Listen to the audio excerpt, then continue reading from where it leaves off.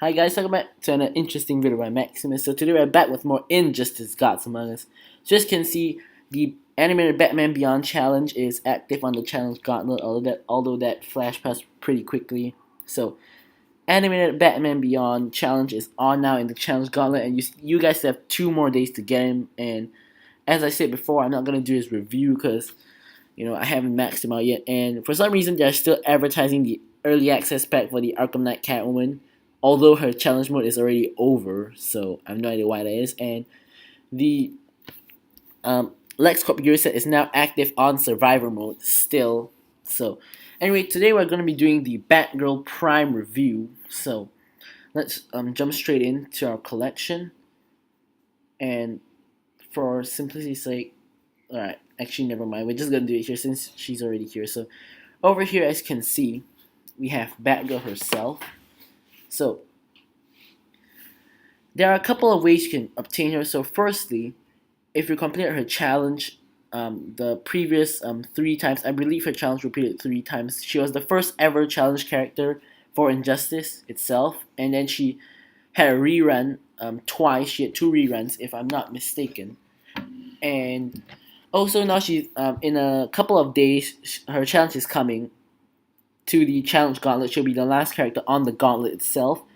And I was already planning to review her before they even announced the gauntlet, so I guess this will have a dual purpose as the next video in my that I actually plan to do, as well as to help you guys see if she's really good and if she's worth doing the gauntlet for.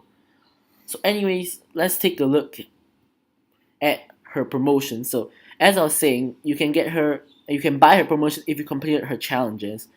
She's also permanently in the I'm not sure how to pronounce it, the Femme Fatale pack, which basically includes her 600 Wonder Woman as well as animated Harley Quinn. So oops, that was not supposed to happen, but anyways, um, that's another way to get her. And the last way to get her is through the challenge pack, although this is the least recommended way since it's not really easy to do so. So whatever the case, so let's take a look at her support enhancements. She has James Gordan for health, which is her father, and Sensei Dragon Cat for damage, as well as the Birds of Prey for energy regeneration. So you can see, I'm not even sure who those are. The Katana and Black Canary, I think.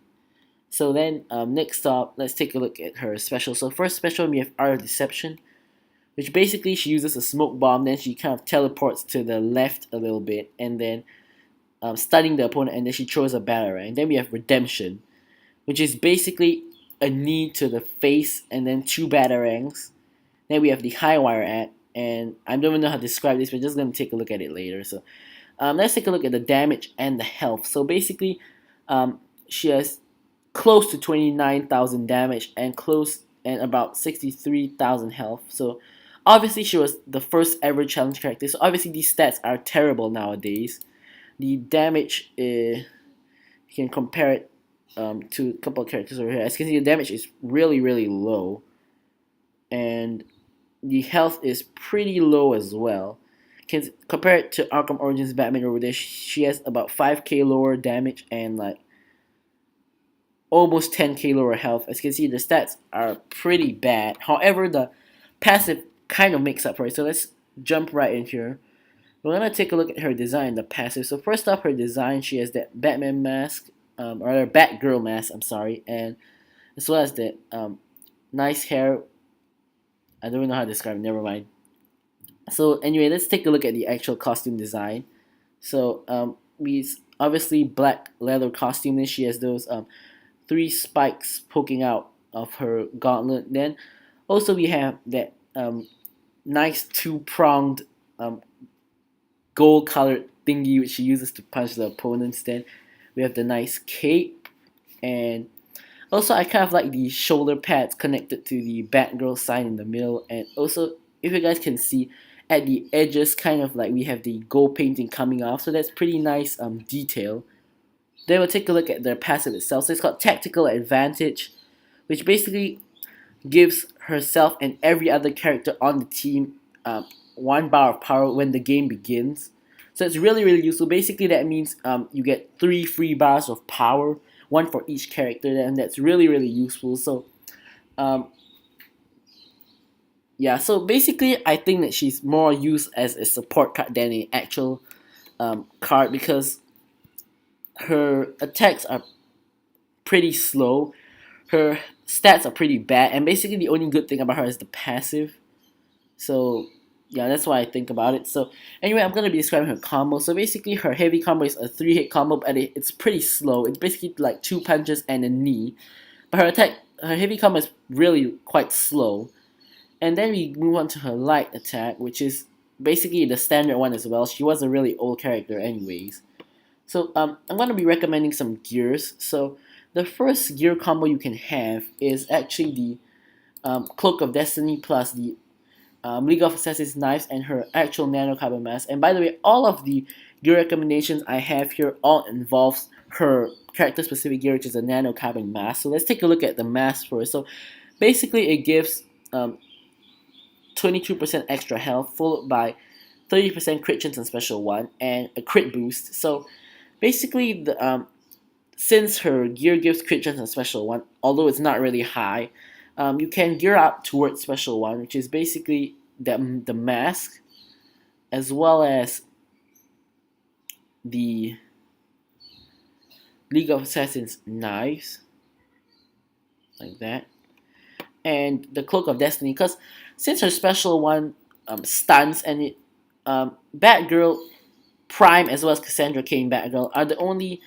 characters in the game that actually have a stun in their special.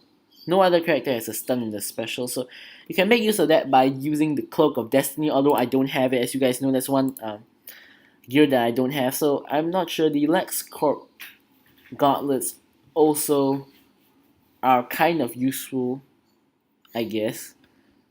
So also, if you want to gear up towards special 2, you could also use the Demon's Blade, which is over here. Oops, not that one, because here's the Demon's Blade, which gives crit chance and crit damage on special 2. It's also pretty useful.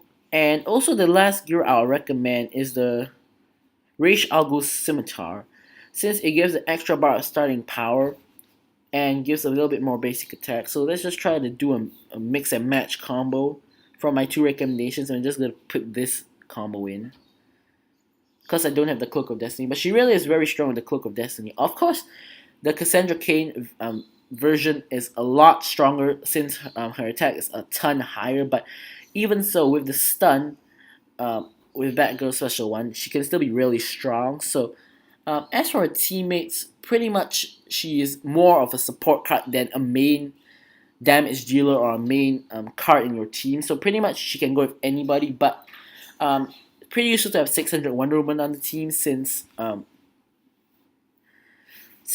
she pretty much boosts all female characters, and obviously Batgirl is female, so we can just do it something like that. So straight off the bat, she has 2 bars, so she can have a special 2 right away or a special 1. So let's well, do a test battle, I suppose. Show off her combos and a special. So first up, I'm going to be showing off her special 1, since we already start with 2 bars. So of course our opponent also starts with 2 bars. So let's wait for opening here. So that was special 1, done by the computer, but let's do our own. So special 1 is a rapid swipe. It goes like that, so it stuns. Then we have a rapid swipe, and this is a pretty hard rapid swipe, I'd say. So there we go. So Killer Frost is in. That's her, oops, missed that. So her light attack is 2 punches, oops. I get hit by cold as ice, not really good news. So it's 2 punches followed by another hit with the gauntlet. And then we'll just show a special 2 since we're already at 2 bars. So it's also rapid swipe followed by the aiming one. So it's a knee followed by 2 batarangs. There we go. So we're gonna block her special 1. So as I was saying, the light attack is basically 2 punches followed by the gauntlet, then swipe for kind of like a kick. Like that, and then a kick. So a heavy attack is 2 punches followed by the knee, and I've been described it just now as well, and it's really slow. So let's get off special 2 redemption, see if we can knock out 600 Wonder Woman. and we do. So it doesn't really matter for the power there. So anyway, that's a pretty bad example since we were up against our own mirror killer frost, so we couldn't gain power really quickly. But I'm gonna be showing off her super move this time, and the super move is looks pretty cool. So let's just dive straight into it. So first off, we have Deathstroke, which we quickly eliminate. Dash a heavy attack again. To show up a light attack again, it's the Gauntlet, then a kick. So anyway, here is her super move, the High Wire Act. So she stuns her opponent first, then kind of attaches that wire thingy, pulling the opponent up, stretching the wire, then she just lets go. The wire forces the opponent to go, and she pretty much just stomps them to death. So there we go. So I honestly recommend Special 1, especially with the Cloak of Destiny. The Art of Deception really suits the stun right there. Then the Rapid Swipe for the knockout. So that is how she's like. So that's pretty much the 2 test fights. We don't need to go for a third one. So overall, what do I think of Batgirl? The overall usefulness? Well, I'd say that she's pretty useful as a support character since she gives extra bar power to everyone and is very useful.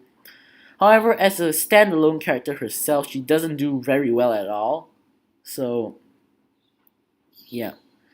I think she's very good support character basically, but since she's that old of a character, she isn't really that good when her stats aren't very good, but the passive is still good. Stands the test of time though. So overall, she is a pretty useful character. So anyway, guys, thanks for watching this video and